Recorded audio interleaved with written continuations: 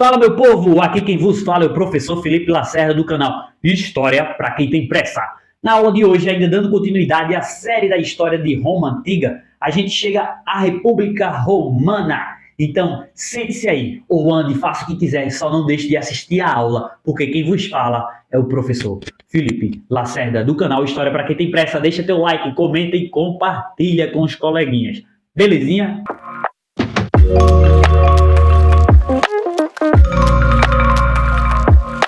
Então, para começar a aula de hoje, é necessário que a gente entenda o que significa república, né, no seu estrito senso.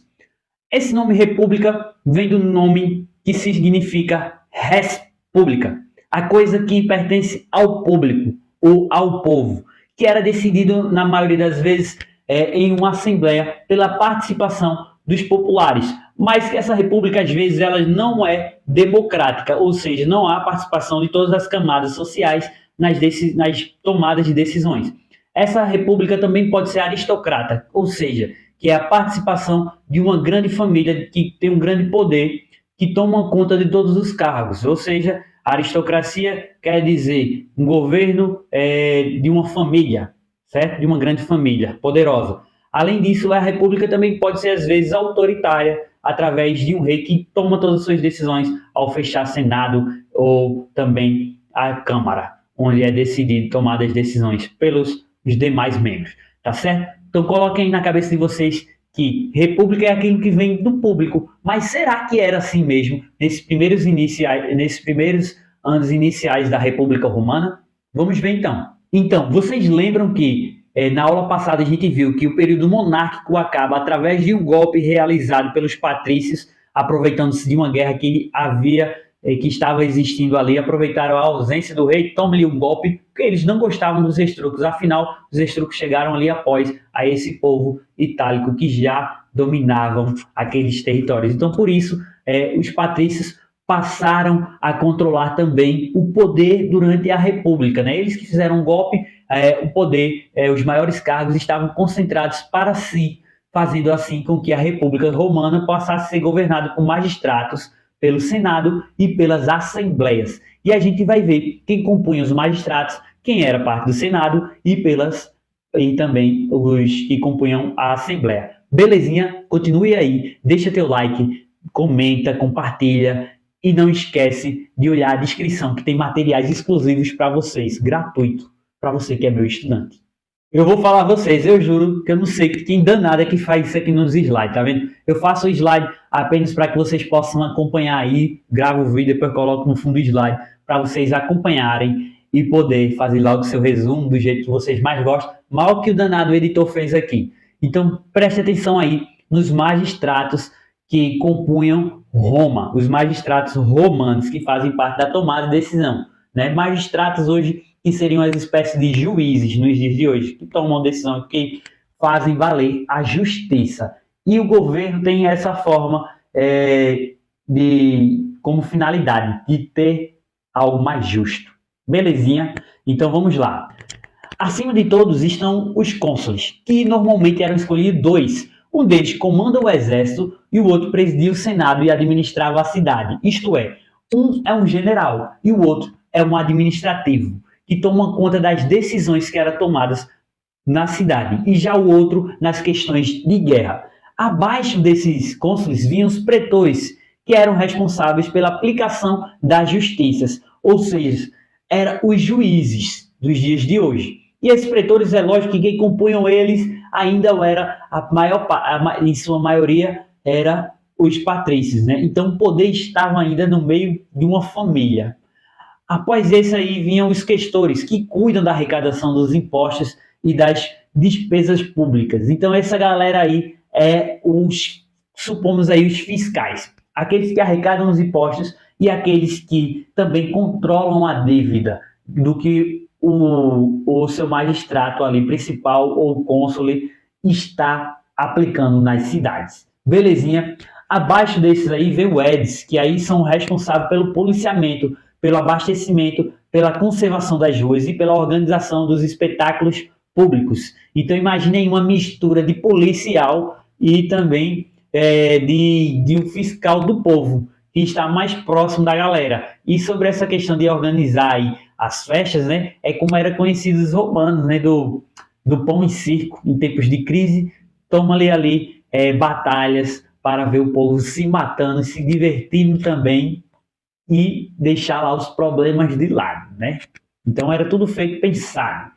Abaixo desse Eds vem os sensores, que eles fazem parte da contagem da população, classificando as pessoas de acordo com suas posses. Ou seja, as pessoas naquele momento não eram classificadas pela sua cor, como hoje ainda é. Mas esses sensores, que inclusive dão origem ao censo que é realizado pelo IBGE, para saber a informação daquele povo que ocupa um determinado território, aqui no Brasil, nesse momento aí, eles que fazem essa parte de contabilidade, acabam dividindo as pessoas pelas posses que tinham, sejam lá de terras ou de comércio. Belezinha? Por último está o ditador, que governa com plenos poderes pelo período de 6 meses, em caso de ameaça da república, né? Ou de guerra também. Ele era eleito pelo Senado, ou seja, o bicho vai pegar, coloca o ditador, para que as decisões sejam tomadas mais rapidamente, joga no peito, mata a bolinha e decide,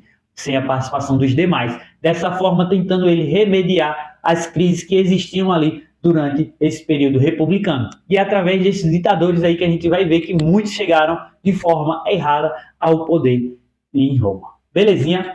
Só lembrando aqui também, gente, que apesar de serem maioria no governo, né, os patrícios, os plebeus a todo momento não estão contentes com esses problemas sociais. Eles participam intrinsecamente da produção de riqueza da Roma. Se eles são maioria da população, contribuem com impostos, além disso, eles faziam parte do exército romano, sendo assim uma classe importante dentro do que a gente chama de Roma no período republicano. E é por isso que eles vão organizar várias revoltas, tá certo? Vamos lá para falar sobre o Senado romano, como era organizado o Senado. Esses senados que têm o papel, né, de fazer leis nos dias de hoje, mas que naquela época suas principais funções eram de controlar o tesouro público e propor a guerra ou a paz. São eles que tomam conta de decisões importantes, que a gente vê em vários filmes, esses senadores, em cada um na sua cidade, ali naquele território, tomando as decisões, sendo respeitado pelos demais públicos, né?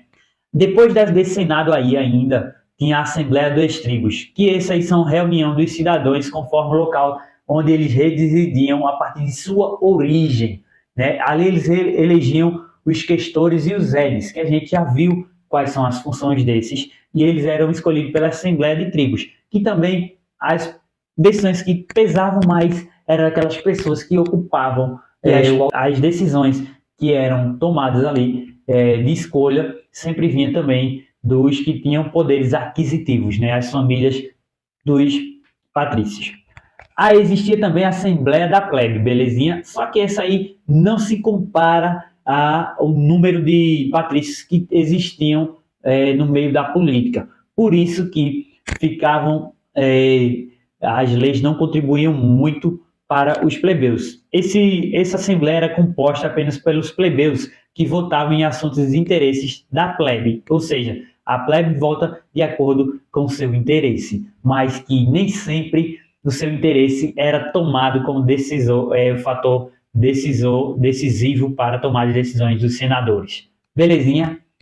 Abaixo dessa Assembleia da Plebe, a Assembleia que eu já falei a vocês, é a reunião do povo para tomada de alguma decisão, e vinha a Assembleia de Centuriata, que é uma reunião dos cidadãos centúrios, que são unidades de exército, onde tinha a maior parte, da plebe, mas que esses só estavam ali em pessoas, mas sem armas, poucos ali eram armados, por isso não tomavam as decisões finais. E o segundo grau de riquezas, né, também votavam ali para declarações de guerras e acordos de paz, e elegiam os cônsules. Esses cônsules que vocês viram também já quais são sua função de comando, né? Então, em meio a tantas injustiças sociais cometidas contra as plebes, surgiram as lutas sociais em Roma, né? Os plebeus que ali não ocupavam os cargos importantes, mas pagavam altos impostos e ainda serviam ao exército, sempre eram deixados de lado. Exemplo, o casamento era proibido entre o plebeu e o patrício, originando vários tipos de romances, que esse problema aí continua em diversas outras sociedades, em outros períodos históricos, né, que são proibidos de casar com outros povos, e aí de outro estamento social. Até hoje a gente enfrenta alguns problemas onde pessoas pobres são julgadas a casar com pessoas mais ricas, ou os ricos só tendem a casar com ricos para causar exclusão. Acontece ainda nos dias de hoje, mas de uma outra forma, de outra perspectiva. Aqui eram proibidos por lei, para que assim mantessem a família dos patrícios só entre pessoas importantes, não sendo misturadas às plebes. Imagina aí eu, apaixonado pela uma patricinha linda, maravilhosa, do olho azul, não pudesse conquistá-la, por conta que eu era plebeu. Pois é, acontecia isso. E acontece. Convocados também à guerra, eles teriam que deixar suas terras, fazendo dívidas e tornando-se escravos. Então imagine aí. Declaro hoje guerra. Roma vai atacar a Grécia. Então a maioria dos soldados é plebeu. Chama eles. Então aquelas terras que eram utilizadas para a produção dos seus alimentos, de sua vida, ou até para vender coisas, e ali era que eu vivia, eu sou obrigado a deixá-las e partir para a guerra. Sendo assim, quando eu voltava, essas terras teriam sido adquirido, minha família que tinha ficado ali, não tendo mais aquele que provém, adquiriam dívidas, e essas dívidas deveriam ser pagas. Então, eram tomadas as terras e, além disso, as pessoas tornavam-se escravas. Lembrando que muitas vezes acontecia também de soldado morrer lá na guerra e não voltar, né, mais. Então, para sanar algumas dívidas, era necessário tornar-se escravos. Belezinha? Uma tática ali muito usada por eles era se retirar de Roma e ameaçar não participar mais do exército romano. Como os plebeus constituíam a maioria dos trabalhadores e dos soldados, os patrícios tinham que ceder. Então era utilizada às vezes essa técnica, mas nem essa tática, mas nem sempre funcionava, não é isso? Então a gente vai ver agora as principais reivindicações e que elas foram alcançadas através de muita luta social.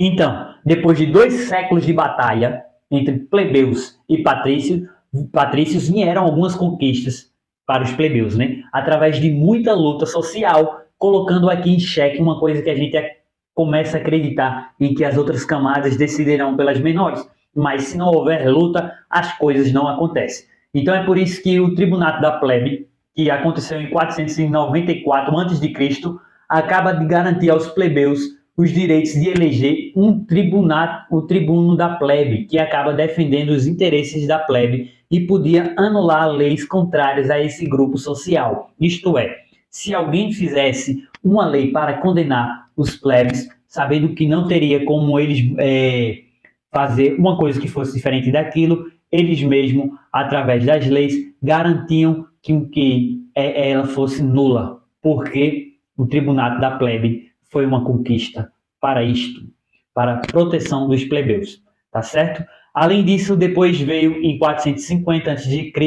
a lei das 12 tábuas, essas leis aí que são as primeiras leis escritas da história de Roma e que são inscrições em placas de bronze que representam as leis escritas, ficam mais difíceis também ali para os patrícios acabarem interpretando da forma que mais os convém, alcançando seus interesses e excluindo a plebe. Então essa lei das 12 tábuas, apesar de não ser uma lei para os plebeus, mas para todo cidadão romano, acabava ajudando-os, visto que agora não caberia mais o cônsul julgar as leis ou os magistrados da forma que bem entendesse, mas sim na forma que estava escrita.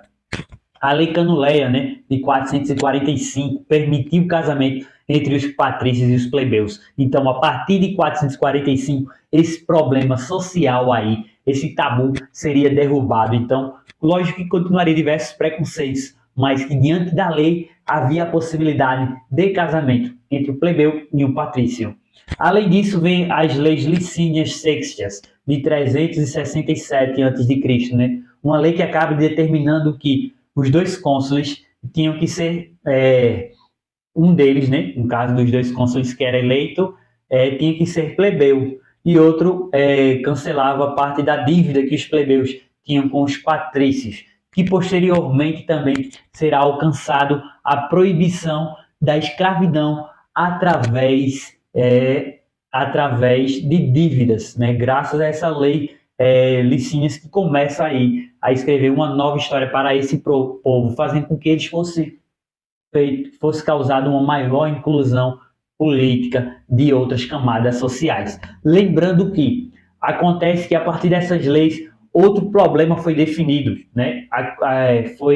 Começou a emergir lá em Roma, porque agora os plebeus conseguiam participar mais da política. No entanto, surgiu outra classe social dentre esses plebeus, que eram os plebeus enriquecidos, que acabavam eles ocupando esses postos políticos, ficando assim de fora os plebeus mais pobres.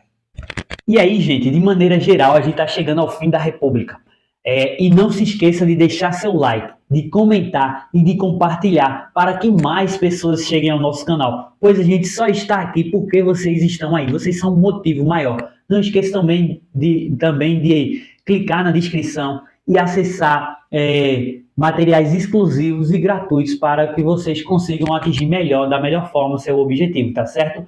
Então vamos falar aqui da expansão romana, que é a partir daí que vai dar um primeiro passo para tornar-se um império, né? Que acontece quando Roma acaba conquistando a Itália. Não tem aquela península itálica que a gente viu, que era ocupada por diferentes povos? Então, Roma, ali pelos itálicos, naquele território onde é ocupado, naquela imagem, consegue expandir-se e adquirir através das guerras e conquistar outros territórios que faziam parte daquela península, fazendo assim com que a Roma alcançasse uma grande expansão territorial. Além disso, o objetivo dessa expansão era conquistar novas terras e rotas comerciais para os romanos conseguirem crescerem economicamente, tá certo?